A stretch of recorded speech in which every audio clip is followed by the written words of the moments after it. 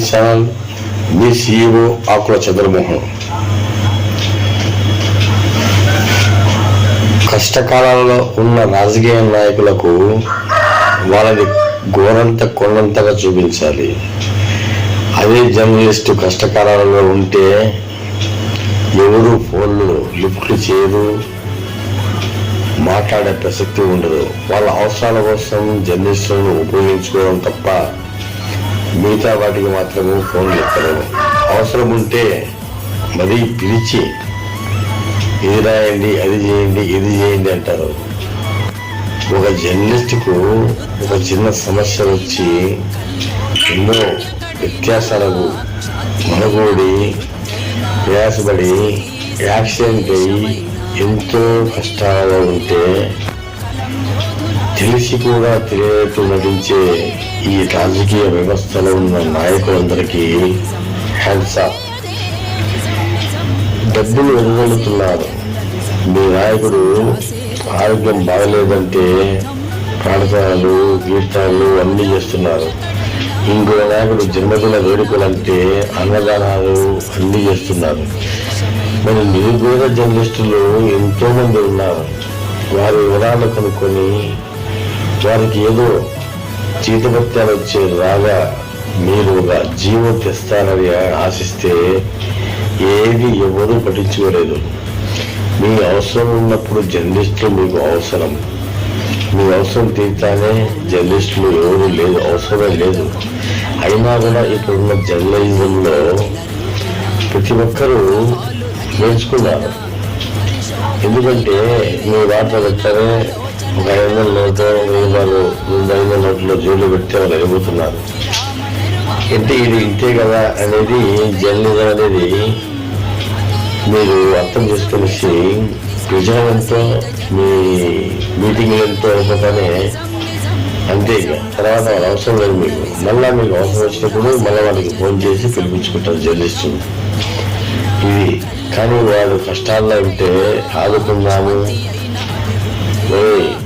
మళ్ళా పరిస్థితి చూసి ఎంతో వ్యత్యాసంతో వెళ్ళాక వాడనక పగలనక మనం పిలిచినప్పుడల్లా వచ్చినటువంటి వ్యక్తి జర్నలిస్టు. అలాంటి వ్యక్తి చాలా కష్టాల్లో ఉన్నాడు. మరి చేతనైనంత సహాయం చేస్తాం అని ఆలోచన కూడా చేయకుండా ఫోన్లు లిఫ్ట్ చేసి హలో అంటారే పెట్టేసే ఈ స్టేజీలో మీకు ఎందుకయ్యా రాజకీయాలు? ఎవరిని నాశనం చేద్దామని, ప్రజలకు ఏం చేద్దామని, ప్రజలకి జర్నలిస్టులకే మీ గురించి మీ తర్వాతలు మార్చే జర్నలిస్టులకే సహాయం చేయలేని మీరు ప్రజలకు ఏం సేవ చేద్దామని ఉండొచ్చు. మీ దగ్గర డబ్బు, ఆ డబ్బు ఎట్లా వచ్చిందో అది మీకు తెలుసు. అది పద్ధతి కాదు, పరిస్థితి కాదు. ఎవరికైనా కాదు, అందరూ ఒకటే. సమాజంలో ప్రతి జర్నలిస్టు కూడా ఓటు ఉంటుంది. ఆ ఓటు మీద తెచ్చుకోవాలి. మీరు కూడా మీ అవసరం వచ్చినప్పుడు ఉపయోగించుకోవడము, అవసరం లేనప్పుడు ఫోన్ లిఫ్ట్ చేయకపోవడము. లిఫ్ట్ చేసినా హలో వాయిస్ వింటానే కట్ చేయడము.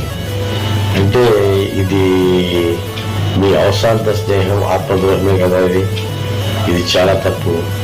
విలేకరులు అనేవాడు జీవిత భత్యాలు లేని జీవితం గడుపుతూ పగలనక వెయ్యనక తెల్లవారుజామున 5 నుంచి రాత్రి 10 వరకు వారికి ఒకటే వృత్తి. మీకుంటే 1 గంట 2 గంటలు ఉంటుంది.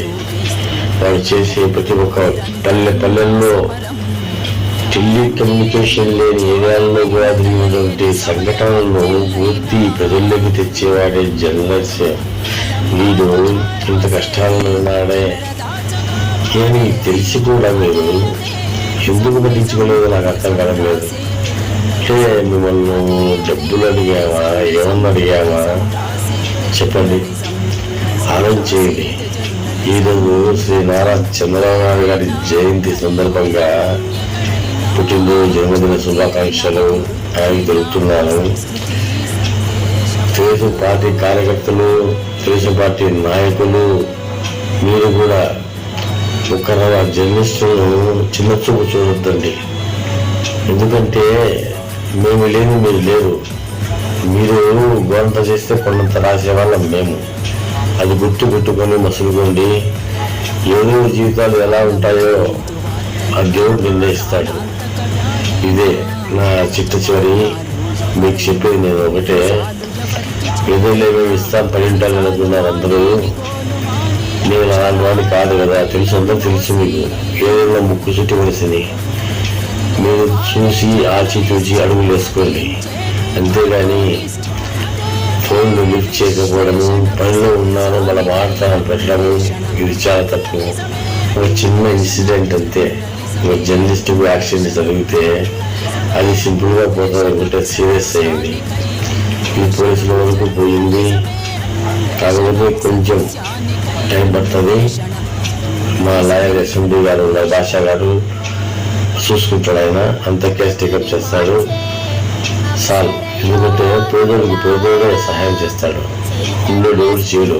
మీ ఎట్ట తీసుకుపోతారు కదా పోతే ఇప్పుడు మీ గొంతు పోయి తీసుకుపోతారు కదా. ఎట్లా బతుకుతున్నారయ్యా. చాలా